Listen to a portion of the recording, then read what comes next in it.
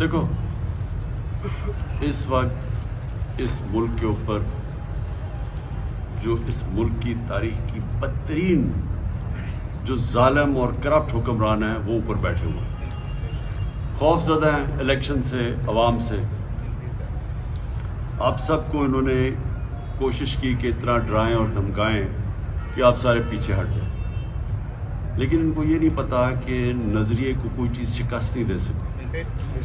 نظریہ ہوتا ہے نا، جو نظریہ ہوتا ہے اس کو آپ ڈرانے دھمکانے سے ختم نہیں کر سکتے۔ ان کو یہ وہ سمجھتے ہیں یا آپ کو پیسے مل رہے ہیں یا آپ کو کچھ مل رہا ہے تو اس لیے آپ آئے ہیں، اس لیے ان کو سمجھ نہیں ہے۔ دیکھیں یہ اصل میں آپ کی جنگ ہے اس وقت حقیقی آزادی کی۔ جب آپ آزادی کی جنگ اپنے آپ کو آزاد کرتی ہے نا قوم، تو اس کو ہمیشہ قربانیاں دینی پڑتی ہیں۔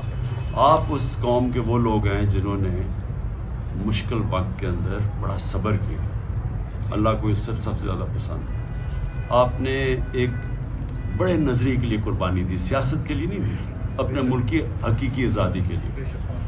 سو آپ کو کوئی فکر نہیں کرنی چاہیے، آپ کی عزت معاشرے میں بڑی ہے، کم نہیں ہوئی۔ جب آپ قربانی دیتے ہیں اپنے ملک کے لیے، کیونکہ آپ اپنے ملک کے لیے نکلے ہوئے ہیں، تو معاشرے میں آپ کی عزت بڑھتی ہے۔ جس کو نقصان ہوا ہے وہ ظالم لوگ، یہ جو پولیس یا پولیس ہے، انہوں نے اپنے آپ کو معاشرے کے اندر ذلیل کیا، آپ نے نہیں کیا۔ آپ کی عزت بڑھی ہے، یہ نیچے گئے، لیکن انشاءاللہ یہ جو آپ کی جیل میں قربانی تھی یہ ضائع نہیں جائے گی۔